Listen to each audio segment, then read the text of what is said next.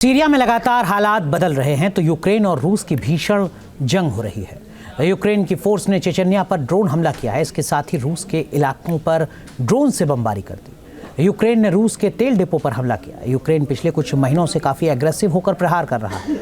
रूस भी हर हमले का जवाब दे रहा है। यूक्रेन की ओर से दावा किया जा रहा है कि रूस यूक्रेन के बिजली प्रोडक्शन को तबाह करना चाहता है।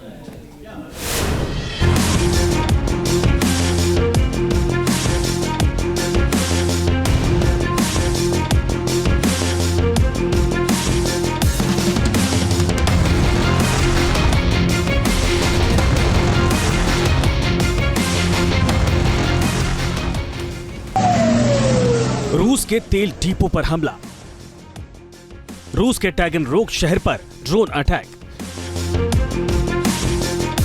धुआं होकर जलती हुई ये तस्वीरें रूस के टैगनरोग की हैं। यूक्रेन के टारगेट पर रूस का ट्रांसनेफ्ट तेल बेस था। बताया जा रहा है कि ड्रोन के हमले से फ्रांस के पास स्पेन बस्ती में तेल पाइपलाइन लोडिंग पॉइंट पर आग लग गई थी, जिसकी वजह से बड़ा हादसा नहीं हुआ। लेकिन ज़ेलेंस्की की सेना ने अपने इरादे साफ कर दिए कि वो रूस के आगे न झुकने वाले हैं और न ही रुकने वाले हैं। इतना ही नहीं, दावा तो यहां तक भी किया गया है कि यूक्रेन की ओर से बैलिस्टिक मिसाइल भी दागी गई थी। इन हमलों में beryl aviation, scientific and technical complex को निशाना बनाया गया।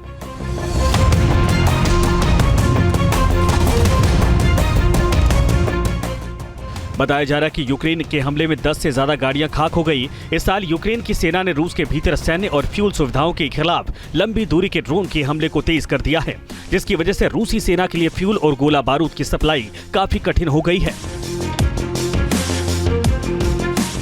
कादिरोव फोर्स पर ड्रोन अटैक। ज़ेलेंस्की के तेवर पिछले कुछ महीने से काफी एग्रेसिव हैं, खासकर जब से उन्हें रूस के अंदर लंबी दूरी की मिसाइलों को मारने की इजाजत मिली है। तब से यूक्रेन की सेना काफी अटैकिंग मोड में है। यूक्रेन की सेना ने रूस के ग्रोजी शहर पर हमला किया।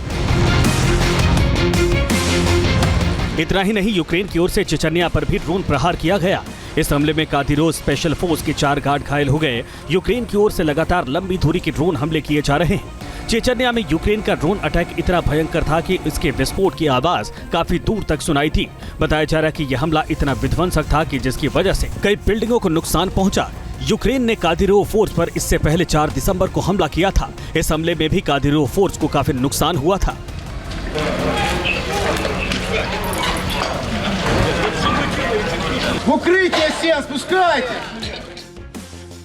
रूस का पलटवार, यूक्रेन को करारा जवाब। यूक्रेन के हर हमले का पुतिन की सेना जवाब दे रही है। रूस की फोर्स ने यूक्रेन के पोक्रोवस्क शहर को टारगेट किया। दावा किया जा रहा है कि पुतिन की सेना ने दर्जनों क्रूज मिसाइलें दागी हैं। इतना ही नहीं, ईरान ने जो कामिकोज ड्रोन दिया था, रूस की सेना उसका भी प्रहार यूक्रेन के पोक्रोवस्क शहर पर किया।